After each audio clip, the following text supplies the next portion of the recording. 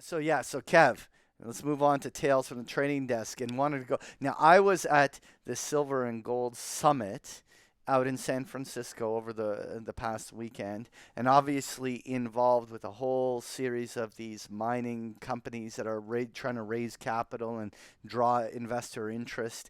Many of them are micro caps because the mining space is just so brutally underfunded. But you have a story to tell Well, about a yeah, little bit of so history. It's a little yeah, history with a little bit of a story. yeah. So for those who don't know, the Briac story in Canada is a very famous mining hoax. And Yeah. it was actually a mine in Indonesia that had actually been previously mined by some Australians. And then this small little company called Briac decided to go and mine it. And all of a I sudden, do want I do want to make a note. I actually Briex was one of my for early investments, and I still had the certificates on my wall. well, actually, I'll give you a little note about that too in a second. But okay. Yeah, So okay. it was this stock that all of a sudden, even though the Australians were there and that they had found no gold, the Canadians went with this little company called Briex that was listed on the Alberta Stock Exchange, and they, well, lo and behold, found gold. And not only did that, they found a lot of gold. And this market cap on this stock took off, and it was something that was unbelievable. I think it was one of the biggest gold mines in Canada in terms of the companies, and it was caught the attention of many international investors. I think at one point there was even Placer Dome and American Barrick were trying to bid for each other for it against it because they were trying to Yeah. take it out. And one of the things, though, is when a company bids, there's often some due diligence. So I believe at the time they were trying to get, Briex was trying to get them to go hostile because when you go hostile, often you drop the condition of the due diligence. But anyways, the reason I'm bringing this up is that one of the architects of this story, let's say, I guess we can call it a hoax, was the geologist John Felderhoff, and he recently died this week. Yeah. When I heard this news, I said, "Oh, you know what? We got to talk a little bit about Briex. We never talk about this story." And so, first of all, my father was in the is in the investment industry, and I remember him telling me beforehand that before it hit the wires that the geologist had been pushed out of the helicopter.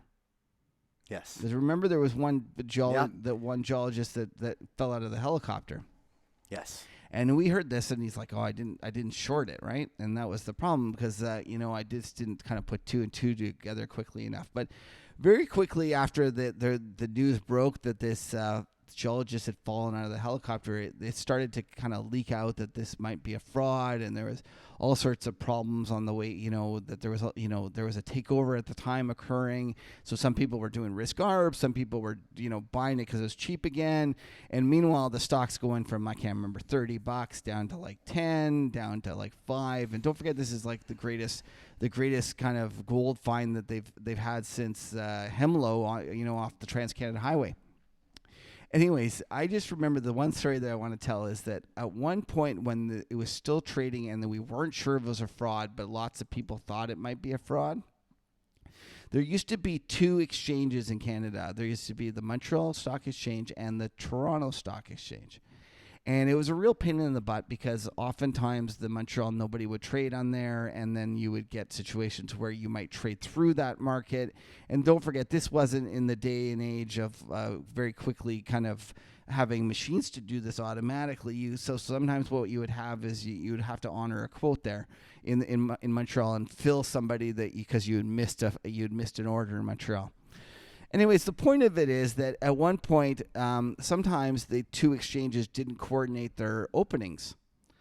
So one time when Briex had issued some bad news and it was looking increasingly like that it was becoming more obvious that it was a fraud, they were letting it trade in Montreal, but they were taking their time to open it in Toronto. So one of the, I worked at a bank and we had a lot of proprietary trading desk, and one of the traders went and he went and listen. This is way back when. I didn't do this, but this is pretty funny. He knew that the Toronto wasn't going to open till like, another 15 minutes, but in the meantime they were letting Montreal trade. So he would go in and he bid for like 5 million Briex, like to keep the thing higher so that it looked like it was going to open to somewhere. Meanwhile, in Montreal, he's selling everything he can find. Wow. And so then what happens is, gets closer to the time Toronto's going to open, he kills his bid, and then just has the thing open down like $4 or $5. And you could go to jail for that nowadays. I don't know, but it's pretty funny when he did it. I know I shouldn't be laughing about it, but like, who were the idiots that were buying it in Montreal? Anyways, you probably could. I didn't do it. I'm sure that this was just something in my imagination and didn't really occur. Yeah. But and it definitely wasn't you. No, it actually, was it somebody really else. wasn't. It was It really somebody I wasn't. know. Actually, it's that's not somebody true. I know. Do you know what, and Patrick? I kind of think this was kind of funny, and that like I would step up and say, "Yeah, I would do it," and I wouldn't tell the story if it wasn't me. But anyways, I wouldn't tell the story if it was me. Freudian slip. No, it wasn't Yeah, me. exactly. Yeah. It wasn't you. It wasn't you. Anyways, the long and short of it is, it just kind of shows you how inefficient markets were back then, and what kind of the shit the guys did, right?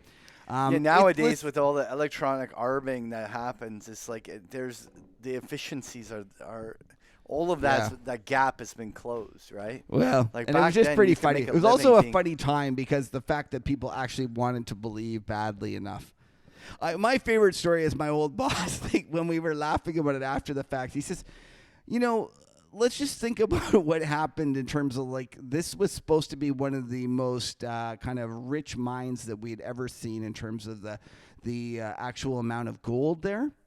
Yeah. So when they were salting the core, which is like they weren't putting extra gold in there, right? Like you could just see them after being at the bar for a little bit too much time, right? Because they have to go at night, break into the thing at night to salt the core. And he says, like, can you imagine them sprinkling some on? And they're like, oh, you put too much. Oh shit, let's just go with it. Because it's literally going to be one of the best gold mines that has ever existed if it had occurred. Like, in hindsight, it was so obvious it was a fraud, but somehow everyone seemed to be caught up in it. I was a derivatives trader. I wasn't really focusing on the story. But actually, one last story I'll leave you with. So the geologist that was pushed out of the airplane, I was, everyone said that he got killed and that they could never find the body. Because it's like in Indonesia and it was in the mountains or whatever. I don't know. Like, it's whatever. Supposedly, it's well known in the kind of mining community that if you go at certain spots that he hangs out and like he's fully alive and everybody knows it. Really? Yeah. I can't remember, Guzman or something like that. It was. Yeah. I can't remember the guy's name. Guzman. Yeah. People they're like, oh yeah, I have seen Guzman at the bar. There's not a lot of people that are willing to talk about that story anymore. Yeah. Well. It's pretty funny. Not anymore, ever.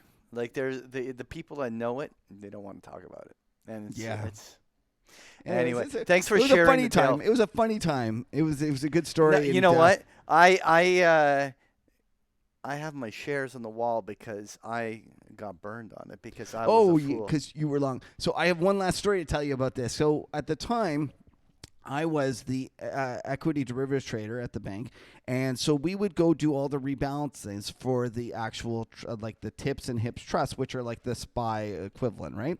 Mm-hmm. And I used to get into kind of like disputes with the regulators because at the time there was no market on close. And they sometimes accused me of like taking a stock and pushing it up too much at the bell when they were going into the index, or pushing it down too much when it was coming out of the index. And I used to argue with them all the time. I go, listen, this isn't as easy as you think. Like, there's the guys hunting me the other way. You can lose. So although, I'm making money this time, I could lose another time. Well, with the Briex, what happened was it was part of the index and they halted it, and then they took it off the exchange, but they halted it at $1. So we owned all the shares that were part of the index at $1 and then couldn't sell them. They basically went worthless. But because the last trade was $1, we got stuck with them. So here I was stuck with them. So I remember I phoned up the regulator and go, here, look, like I just lost. I can't remember what it was. Like it was like, Yeah. it had an extra comma. It was a fairly big number. But, so I said, here, I've lost this much money. So this is the case where it doesn't always work. But the thing is, I took out and I went out and I rushed and sent it down to the transfer agent, and I made as many certificates as I could. Really? For the You whole gave desk. them out as So gifts? I went around on the desk and I gave everybody a certificate. I go, here you go. So, and I still have one that's framed. So I have Nice. my BRIEX certificate and stuff like. So you have yours because you held it on, like you. Yeah, because I was just a loser. Well, I was a loser too. They stuffed me with it at $1. I Yeah, remember that. you were taking the bank's shares. That's That's right. Actually, that's technically you're right. It was registered to the bank. It wasn't registered to me. See, Anyways. mine was registered to me. But anyway.